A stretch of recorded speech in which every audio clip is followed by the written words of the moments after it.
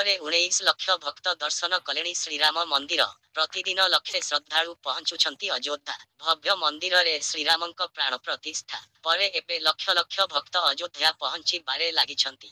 ଏକ ହିସାବରେ ସପ୍ତାହକରେ 19 ଲକ୍ଷରୁ ଅଧିକ ଭକ୍ତ ଅଯୋଧ୍ୟା ପହଞ୍ଚି ଶ୍ରୀରାମଙ୍କ ଦର୍ଶନ କରିଛନ୍ତି।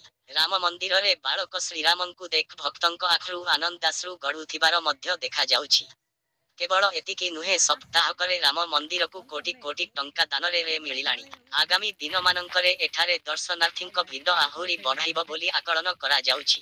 ମନ୍ଦିରକୁ କ୍ରମାଗତ ଲୋକଙ୍କ ଆଗମନକୁ ଦେଖ ଅଯୋଧ୍ୟା ପ୍ରଶାସନ ଆଗାମୀ ରାମନବମୀରେ କ୍ରାଉଡ ମ୍ୟାନେଜମେଣ୍ଟକୁ ନେଇ ମନ୍ଥନ କରିବା ଆରମ୍ଭ କରିଦେଲାଣି।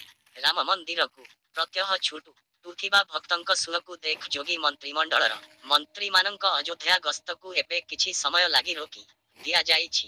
ଯୋଗୀ ସରକାରଙ୍କ ମନ୍ତ୍ରୀମାନେ ଫେବୃଆରୀ 1 ତାରିଖରେ ଅଯୋଧ୍ୟା ଯିବେ ବୋଲି କାର୍ଯ୍ୟକ୍ରମ ସ୍ଥିରୀକୃତ ହୋଇଥିଲା। ତେବେ ଦର୍ଶନାର୍ଥୀଙ୍କ ଭିଡ଼ ଯୋଗୁଁ ଏହାକୁ ଆଗକୁ ଘୁଞ୍ଚାଇ ଦିଆଯାଇଛି। ହୁଏତ ଫେବୃଆରୀ 11 ତାରିଖରେ ମନ୍ତ୍ରିମଣ୍ଡଳ ରାମ ମନ୍ଦିର ଦର୍ଶନରେ ଯାଇପାରନ୍ତି। ସେହିପରି ଭକ୍ତଙ୍କ ଭିଡ଼କୁ ଦେଖ କେନ୍ଦ୍ର ସରକାରଙ୍କ ମନ୍ତ୍ରିମଣ୍ଡଳର ମନ୍ତ୍ରୀମାନଙ୍କୁ ଫେବୃଆରୀରେ ଶ୍ରୀରାମଙ୍କ ଦର୍ଶନ ନିମନ୍ତେ କୁହାଯାଇଛି। ଅଯୋଧ୍ୟା ରାମ ମନ୍ଦିରରେ ଶ୍ରୀରାମଙ୍କ ପ୍ରତିମା ଗର୍ଭଗୃହରେ ସ୍ଥାପିତ ହୋଇଛି। ଶ୍ରଦ୍ଧାଳୁ ଲଗାତାର ଶ୍ରୀରାମଙ୍କ ଦର୍ଶନ ନିମନ୍ତେ ପହଞ୍ଚିବାରେ ଲାଗିଛନ୍ତି। ଏଥିରେ ଭକ୍ତମାନେ ଏବେବି ଶ୍ରୀରାମଚନ୍ଦ୍ରଙ୍କୁ କିଛି ନା କିଛି ଉପହାର ଦେଉଥିବାର ମଧ୍ୟ ଦେଖାଯାଉଛି। ଏଥିରେ ଶ୍ରୀରାମଙ୍କ ଗର୍ଭଗୃହର ସାଫସଫାଇ ପାଇଁ ଭକ୍ତ ରୂପାର ଝାଡୁ ଦେଇଥିବା ଦେଖାଯାଇଛି।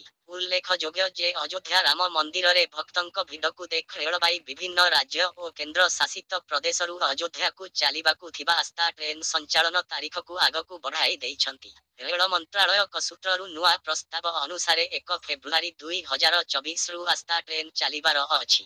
ରାମ ମନ୍ଦିର ପ୍ରାଣ ପ୍ରତିଷ୍ଠା ପରେ ରାମ ମନ୍ଦିର ପ୍ରାଣ ପ୍ରତିଷ୍ଠା ପରେ ପ୍ରଥମ 2 ଦିନରେ 5 ଲକ୍ଷ ଭକ୍ତ ମନ୍ଦିରରେ ଶ୍ରୀରାମଙ୍କ ଦର୍ଶନ କରିଥିଲେ।